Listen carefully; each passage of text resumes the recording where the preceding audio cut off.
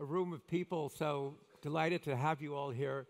It's really a great honor to be able to introduce Secretary of State Michael R. Pompeo. He became Secretary of State April of last year.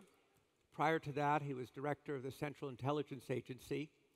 He was in his fourth term in Congress when he moved over to the CIA. But I should also add that he had an extensive career in the private sector as a president and CEO of both an aerospace company and an oil service company, so he actually knows the industry that's represented in this room. One other thing I might note, he's not only a graduate of the U.S. Military Academy at West Point, but did graduate #1 in his class. So please welcome Secretary Pompeo. Thank you. Thank you.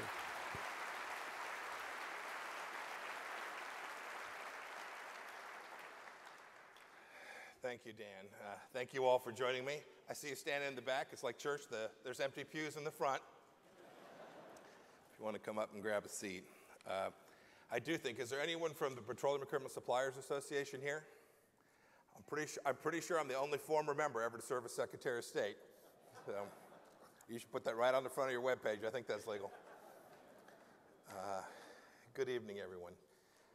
And thanks you all for being. I heard the CERA Week has been just spectacular. It's quite a crowd. I've seen many of you here. I've had the chance to get to know many of you as well. You know, people call Washington the swamp, and they call Houston the bayou. Now, I will tell you that they're both the same in August in a suit and a tie. But there's one really big difference. One of the two works desperately to seek rents from its citizens, and the other works desperately to create wealth for the people who live there. I will leave to you which is which, but suffice to say, I'm glad to be in Houston.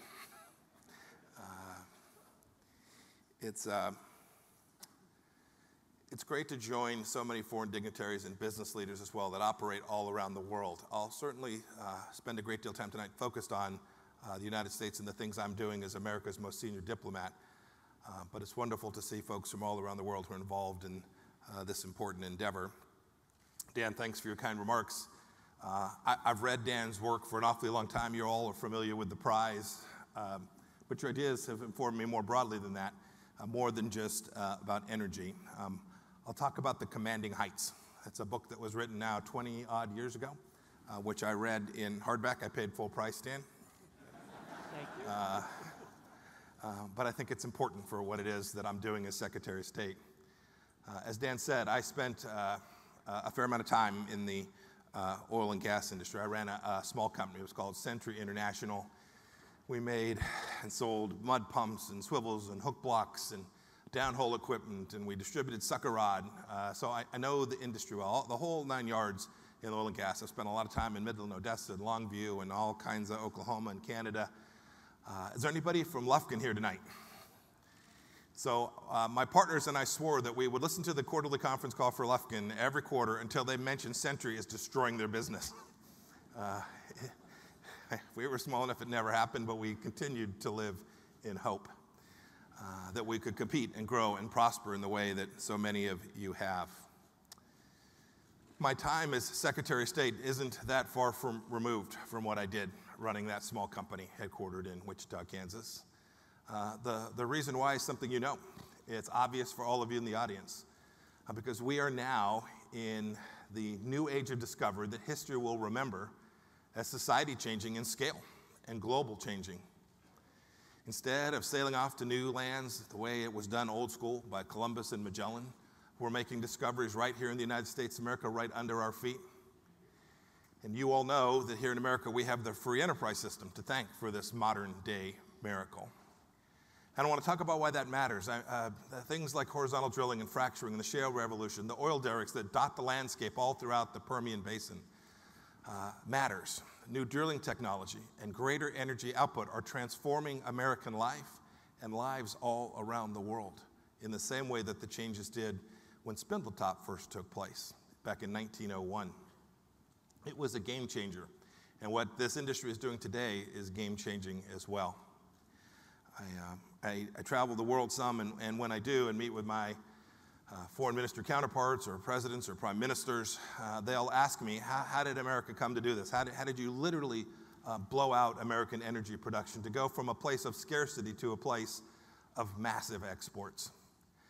And I tell them that they should simply look at places like Midland, Texas. People that are willing to work their tails off, often without a college education, earn six-figure salaries, and they run businesses themselves that have now hiring signs hanging on their front doorstep.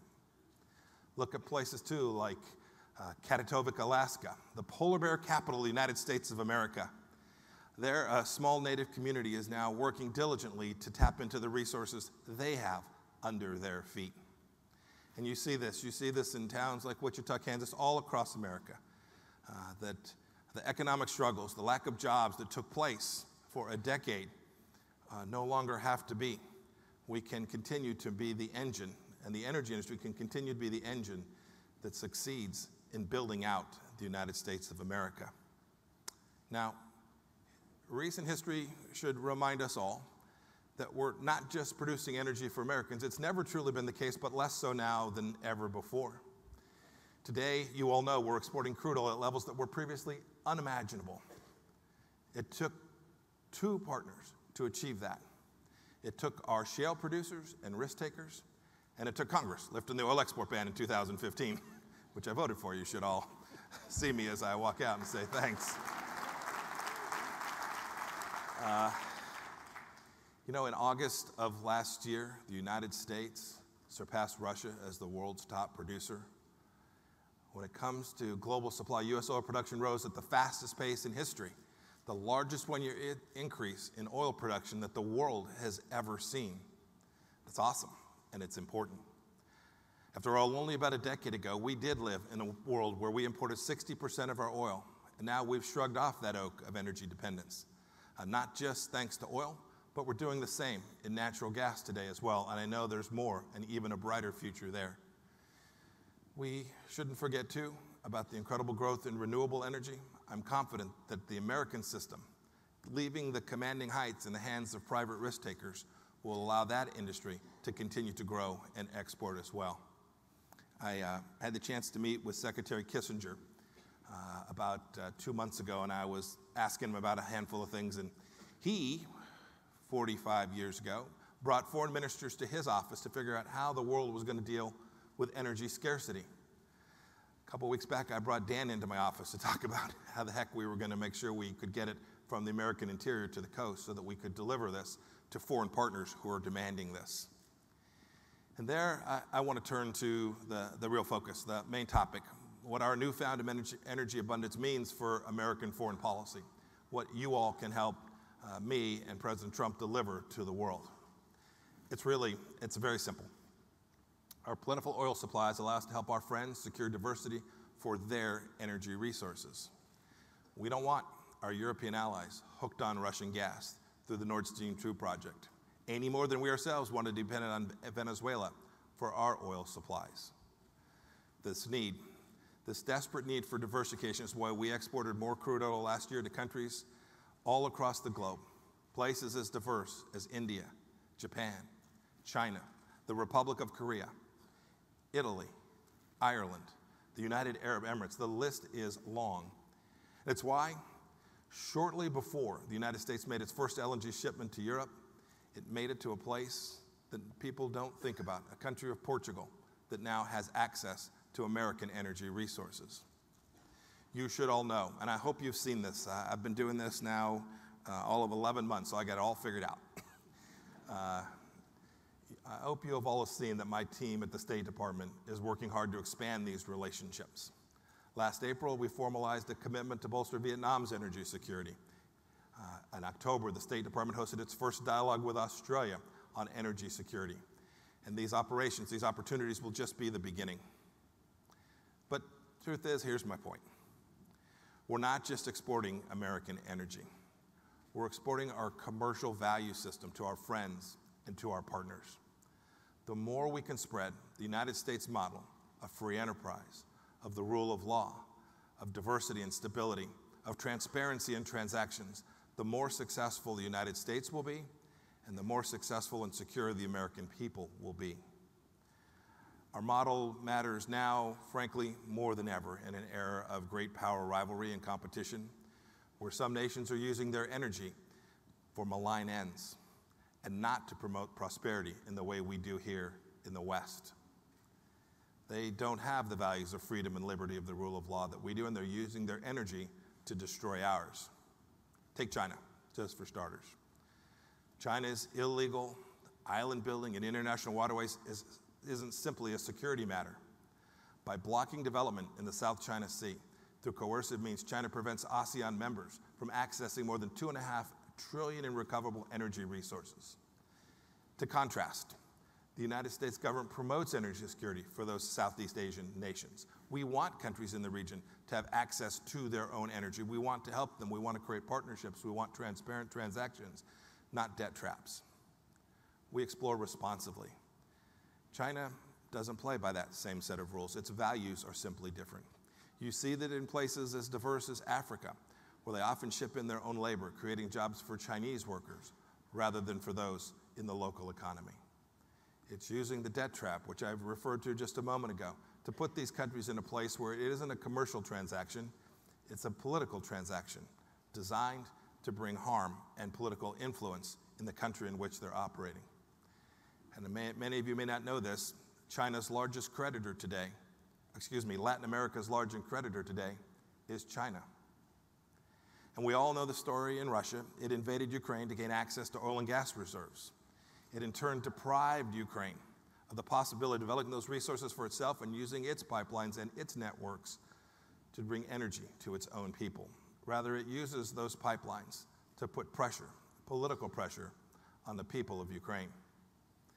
The story isn't too terribly different in Syria. Assad covets the oil fields to the east of the Euphrates River in the eastern part of the country. He wants those resources, he wants those wealth to continue to impoverish the people of Syria and use those resources for himself and the cronies who are around him. Perhaps there's no clearer example than in Iran. Iran uses its energy exports to exert undue influence all across the Middle East, most particularly today on Iraq. While the United States is working to develop an independent, sovereign Iraq, Iran is using its energy to create a vassal state. We've worked hard over the past months to reduce the flow of Iranian crude oil around the world, to convince the Iranian leadership to protect its citizens and deliver to its citizens what it is they're asking for, and to reduce the risk of terror and instability throughout the Middle East. There could not be more of a contrast about how America uses its energy resources than how the leaders of the Islamic Republic of Iran use theirs. And finally, as we see in the headlines today, Cuba props up Venezuela's Maduro regime. That's because Venezuela ships 50,000 some odd barrels of oil today at a subsidized price to Cuba, providing roughly 30% of its overall energy needs. You all, the wealth that you're creating here in the United States, can change that. Look, this is the world we live in. The good news is that we know how our model is superior. And as Daniel Yergin wrote in that book back in 1998, it is markets, not governments, that have proven more adept from the commanding heights. But our way of life, our business model, and our future aren't things that we can take for granted. There is no certainty that this model will continue. The Trump administration is working strongly based on its firmly held conviction that we must further America's interest by widening the tools we have available to our diplomats, especially the tool of American energy abundance. You all know this. It's a complex, interconnected world. You have partnerships with companies all across the globe, and the United States has to compete. We have to create energy security for those all around the world, and we can do this. We can do this by partnership, by American diplomats working to ensure that markets are open for American businesses all around the world. There are three ways. First, we can do this through facilitating investment. We do that by creating the engine for capital formation here in the United States. Foreign firms have invested more than $100 billion in the U.S. shale sector just since 2008. 20% of these investments were joint investments between foreign companies and American companies. We can continue to promote that. You won't see this in many other places, But there are places. In Southeast Asia, the United States is the single largest source of cumulative foreign investment. And the State Department has played an important role in helping investors make good decisions and getting access. An example is our program about the Indo-Pacific being open. We call it the Asia Edge Initiative. It helps Indo-Pacific partners import, produce, and deploy their own energy resources. The second way, other than investment, is we can promote energy security by encouraging countries to partner with the United States all around the world. And I've seen this at work. We're reminding them that we're simply better to do business with than Russia, China, or Iran. Our deals come with no hidden strings attached. Our contracts are clear, our motives unambiguous. On recent trips, my State Department colleagues and I have been touting the high standards of transparency, responsible financing, and adherence to the rule of law that American companies bring along with them. It's what you all are known for, what American businesses are known for. I'll give you a good example. I was in Warsaw now, oh goodness, it must have been 3 or 4 weeks ago. I was with Foreign Minister Czaputowicz. He and I were discussing how we can diversify the Polish energy supply, not only with energy, but with routes and with the types of fuels that we can deliver to them. We're making progress. We're accomplishing parts of that mission. We're doing it with the help of countries like CERA Energy, like Cheniere, and Venture Global LNG. They're helping destroy the Russian monopoly on Polish energy. And although it's certainly the case that our firms will benefit financially, this isn't just about dollars and cents for American companies. It's about America's national security. It's about Russian influence peddling and the need to stop it. We must bring this to an end, and you all can be an important part of that.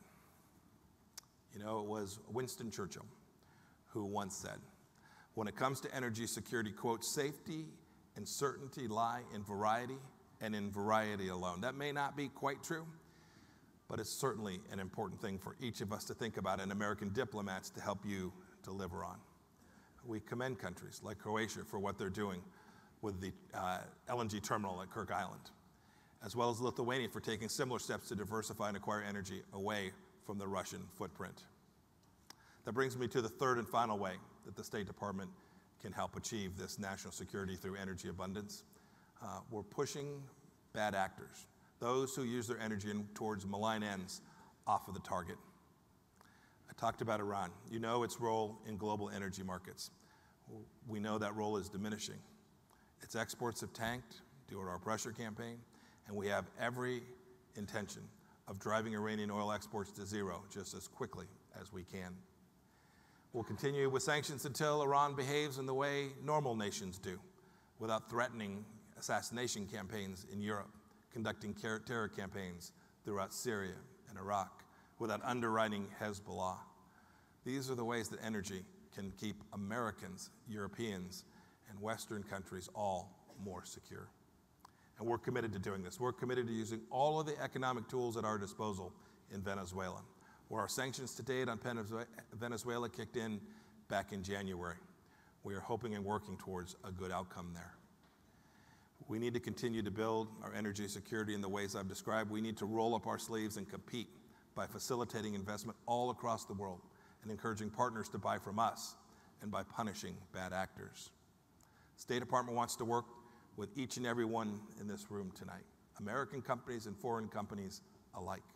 We want to achieve these goals because we think we have the model that will make not only America, but the world more secure. In the days ahead, you should know, America will continue to be asked to meet the world's energy demand, especially in places like the Indo-Pacific. Our private partners are essential to that. The private sector will be absolutely instrumental. It certainly can't be done if the commanding heights are handed to the government. But neither private enterprise nor the federal government can do it alone. We need each other. It is American producers working in tandem with American diplomats who can create this stability and prosperity all around the world. As I close and prepare to take questions from Dan, I want to encourage the rest of the world to get on board with this project. Come follow America's energy blueprint, which is to innovate, not subjugate, to contribute, not to coerce, to allow markets to command the heights. at least for the rest of my lifetime, the world will need oil and gas and petrochemicals to produce gasoline, to produce jet fuel, fertilizers, and pharmaceuticals. We should consider ourselves pretty darn lucky here in the United States. We've worked hard. But in the age of the new discovery, our shared ability to provide these things is now greater than at any other point of history, and we need to keep it that way. I know that you'll work alongside us. You should know that America's State Department will continue to work alongside you. Thank you for being here. May God bless you, and may God bless the United States of America.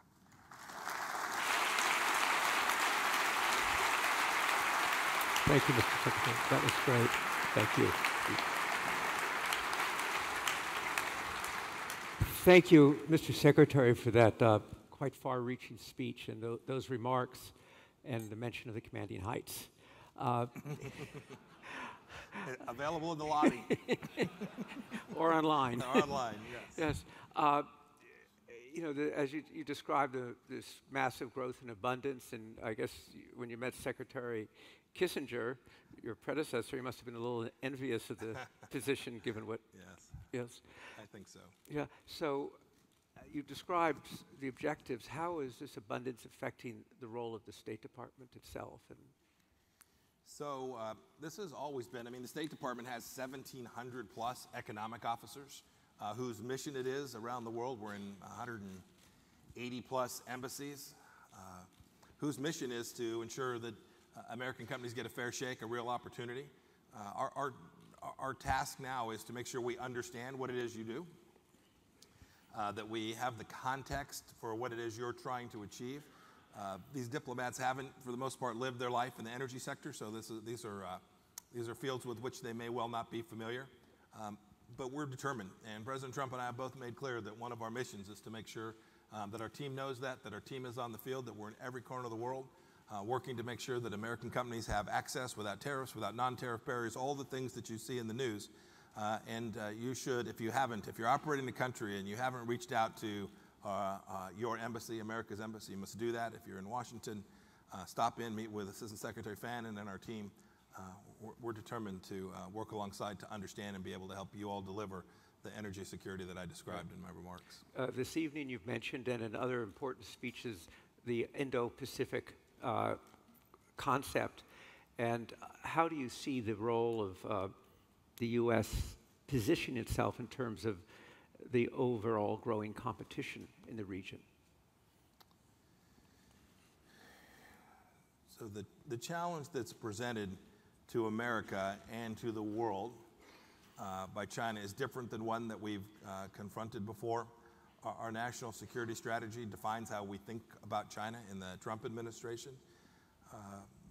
There are many differences, but one of the most fundamental is we've never had another country of the scale of China, with the military of the scale of China's, that has now expanded into space and property that they do not have a lawful claim to, but with which America has such a deep intertwined economic and commercial set of relationships.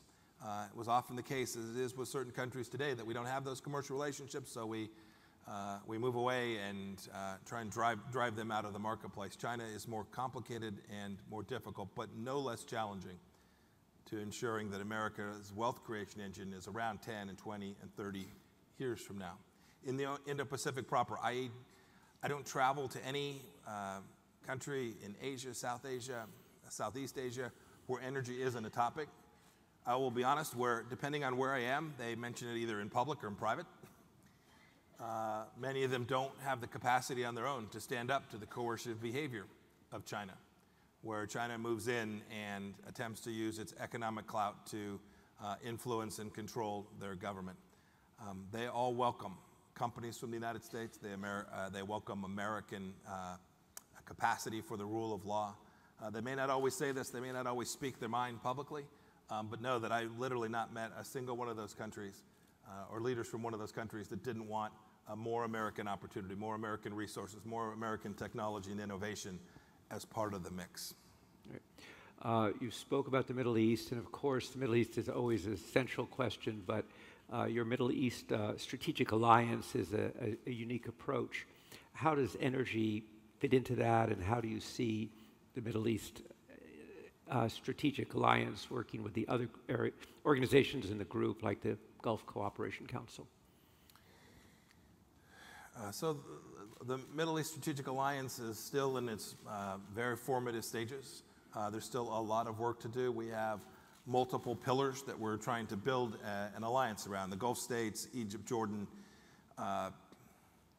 to create a stability in the Middle East that has been something that the world has longed for decades, you might argue centuries, right, for an awfully long time. A set of countries that are largely like-minded. We all know they have their challenges and their conflicts. They think about parts of their portfolio differently, but there's an enormous amount of overlap as well. And so one of the pillars is the economic pillar, where they'll compete, right? They'll sell their product, their gas from Qatar, the oil from Saudi Arabia, wherever it may be, they'll go compete, but there are lots of places where they can work together. And so if you combine economic understandings, diplomatic understandings, military understandings, each of these pillars, we think there's a way to build an alliance that we've not seen there before. It'll take us a bit. It won't be straightforward. It'll be bumpy. But we think there are a set of common threats that are different than at any time in recent history that provides an opportunity to get these folks to come together. It will work alongside other institutions in the Gulf. OPEC, the GCC, all of these other institutions that exist and predate what we're trying to do with MESA. We don't think this drives them out, but we think it provides another forum, another place for these countries to work together, most importantly on pure national security issues. Right. So this is something that will evolve over the next months, or? So fits and starts along the different pillars, right, but we do hope over the next several months we make a big step and get pieces of this reduced to paper where countries can provide their input, respond, and we can be thoughtful about how to approach it so that perhaps by the end of the year we've made substantial progress. Well, you do bring unique perspective to energy questions, having been in the industry and at the same time now where you sit and your responsibilities. And as you think broadly about the role of private sector and government working together, each of them contributing to energy security, prosperity, how do you see that balance? Tell me what you're thinking, Dan. What do you mean? Well, the role of each, what do you expect from the private sector in terms of, and the nature of the cooperation? Yeah. So for those of you out there who need a lathe operator, I'm the first Secretary of State that can actually run a lathe. So if this whole diplomatic thing falls through, I'm ready to get back at it. The truth of the matter is, the most stable places in the world are ones that have deep economic relationship with the United States of America. My expectation for you is that you will go out and try and crush it every day and create wealth for your shareholders, create opportunities for your employees, that you'll go build your business successfully, not only here in the United States, but you'll do it all across the world as well. Our task is here domestically, not my portfolio, but to create a set of rules for capital formation and a regulatory environment in which you can grow and prosper. And then my task is to make sure you've got every opportunity to go compete. Of all the challenges, I laid out half a dozen, maybe there, Dan, in the remarks. I could have gone on to another half a dozen pretty readily. I don't think anyone should ever bet against the United States of America. I am convinced that if diplomatically and through using the American force for good in the world, if we get you out there and get you a chance to compete, you'll do fantastic. You'll excel. I remind my team, and this is a bit of a discourse, but I think it's when I remind my team all the time, our presence matters. People not only see what we're doing diplomatically, the things we're asking of these countries to do, sometimes for themselves, sometimes for our mutual interests, but they watch how we behave. We treat each other with respect. We understand the rule of law. We have court systems that are functional and work. We work hard. We tell the truth. These fundamental things that happen when American companies show up, other countries see. And so whatever the value proposition that they're evaluating, you should know that the fact that this traditional set of liberty, freedom, and a willingness to work hard matters in a lot of these places as well. And I think America will benefit from that a long time. And so if I were betting, I'd bet on us. Right. Well, Mr. Secretary, your message is not only to the Americans in the audience, but there are about 75 other countries here. And I think it's an important message to both sets of people about the nature of the partnership and the vision that you've outlined. So we thank you very much for coming to join us this evening and sharing this view of energy and U.S. foreign policy and what's ahead. So thank you very much. Thank you, Dan. Thank you all very much. Thank you.